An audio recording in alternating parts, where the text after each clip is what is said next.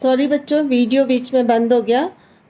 जो कलफ लगाए जाते हैं वो दो प्रकार से होते हैं, ठंडा कलफ, गरम कलफ। ठंडे कलफ बाज़ार में रेडीमेड मिलते हैं, रिवाइव और उसके नाम से।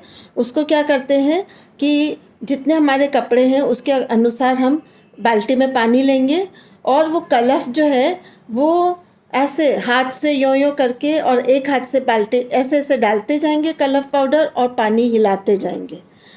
जब वो सारा कलफ हमें उसमें लग जाए डाल दें, उसके बाद उस पानी को वापस छानते हैं। छानने का तरीका है कि कोई भी मलमल का कपड़ा, उसका चुन्नी का कपड़ा या कोई भी कॉटन की साड़ी से उसको छान लेते हैं, तो उसमें जो भी गुठली पड़ी है वो गुठली सारी अलग निकल जाती है। और फिर उस पानी में हम कलफ लगाने के लिए वस्त्र डालेंगे। ध्यान रखेंगे कि कलफ लगाते समय उसमें गुठलियाँ न पड़ जाए, क्योंकि गुठली से वापस वो जगह जगह वो कलफ गुठली के रूप में चिपक जाएगा और वो कपड़ा दिखने में भद्दा लगता है।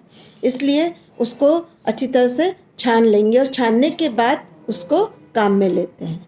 तो कलफ और नील जब हमें इकट्ठी लगानी है तो इस नील जो कलफ का घोल बनाया ना उसी में हम नील डाल देंगे और एक साथ ही कलफ और नील लगाई जाती है। लेकिन ध्यान रखेंगे कि नील केवल सफ़ेद वस्त्रों पर लगाई जाती है और कलफ हम किसी भी कलर्ड कपड़े पे, सफ़ेद कपड़े पर सभी पर लगा सकते हैं।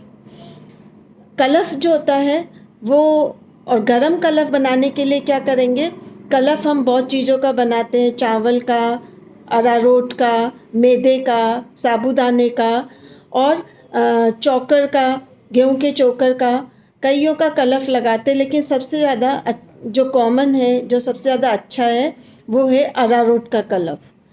अरारोट का कलफ बनाने के लिए क्या करेंगे, अरारोट पाउडर लेंगे और उसको पहले कटोरी में ठंडे पानी में घोल लेंगे और एक भगोनी में पानी उबालने रखेंगे। जब पानी उबलने लगे तो वो घुला हुआ कलफ उसके अंदर डाल देंगे पेस्ट और उसको लगातार हिलाते रहेंगे जिससे कि उसमें गुठलियाँ न पड़े।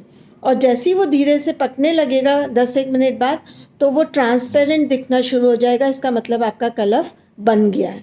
इसी तरह कभी कभी हम चावल घर में बनाते हैं, उसका पानी निकालते हैं तो वो चावल का मांड कहलाता है। उस पानी में भी हम कपड़े डाल के कलफ लगा सकते हैं। तो जो भी हम साबूदाने या किसी का भी उसको पकाएंगे, पकाने के बाद जब वो ट्रांसपेरेंट हो जाते हैं तो हम गैस बंद कर देंगे और उसको थोड़ी सी देर ठंडा होने देंगे। जब वो ठंडा हो जाएगा तब वो पका हुआ कलफ हम ठंडे पानी में मिक्स कर देंगे और अच्छी तरह से हिलाएंगे और फिर उसे वापस हम छानेंगे और फिर उस पर वस्त्र जो है पर कलफ लगाएंगे। तो वस्त्रों पर कलफ लगाने का तरीका है कि कपड़ों को रिंस करके अच्छे तरह से टाइट से निचोड़ लेंगे और कपड़ों को अच्छी तरह से खोल के, झटक के और फिर कलफ के पानी में डालेंगे और फिर उसके बाद वापस उनको अच्छी तरह से निचोड़ के, झटक के और सुखा देंगे। कलफ क्योंकि चिकना होता है इसलिए वस्त्र चिपक जाते, तो ये ध्यान रखेंगे कि जो भी हम कलफ के वस्त्र हैं थोड़े से समय बाद जब वो थोड़े से हल्के सूख जाए तो उनको हाथ से धीरे से खोल देना चाहिए, क्योंकि अगर हम पतले वस्त्र हैं जैसे चुन्नी है, साड़ी है, अगर वो चिपक गई और उसको ज़्यादा खींच के खोलने की कोशिश करेंगे तो वो फट भी जाते हैं। इसलिए ध्यान रखना चाहिए हमें कि कलफ लगे हुए वस्त्रों को जब वो थोड़े से हल्के से गीले हो तब उन्हें खोल देना चाहिए जहाँ से वो चिपक गए, जिससे कि वो वस्त्र प्रेस आसानी से हो जाए। तो इस प्रकार से हम नील और कलफ वस्त्रों पर लगाते हैं। अब मैं आज आपको नया जो एक्सपेरिमेंट है, नया प्रैक्टिकल है वो बता रही हूँ, वो है दाग धब्बे छुड़ाना। जो भी हम कपड़े पहनते हैं, कई बार खाते खाते कोई भी चीज़ हम खा रहे हैं वो वस्त्रों पर गिर जाती है।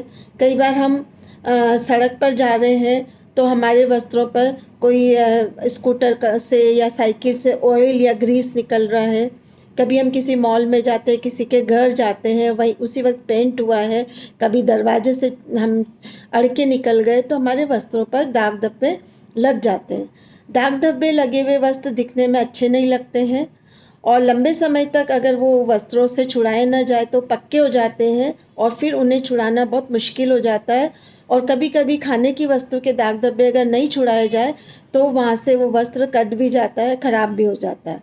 इसलिए जहाँ तक हो सके कपड़ों पर जैसे ही धब्बा लगा उसे तुरंत छुड़ा देना चाहिए। उससे कई फ़ायदे हैं। एक तो हमें बहुत ज़्यादा केमिकल यूज़ नहीं करना पड़ेगा, तो वस्त्र खराब नहीं होंगे, और जैसे ही लगे उसी वक्त छुड़ा देते तो वस्त्र से धब्बे आसानी से छूट जाते हैं, वो पक्के नहीं हो पाते, जल्दी से छूट जाते हैं और वस्त्र भी खराब नहीं होता है। इसका एग्जाम्पल, आप कभी चाय पीते हैं, देखना जैसी चाय गिरी आपके वस्त्र पर, आप उसी वक्त हाथों हाथ पोंछ देंगे तो वो धब्बा उसी वक्त ख़त्म हो जाएगा। लेकिन अगर आपने सोचा कि मैं घंटे 2 घंटे बाद साफ़ करूँगी, तो वो धब्बा पक्का हो जाता है और फिर वो आसानी से नहीं छूटता है और वो वस्त्र दिखने में बेकार लगते हैं।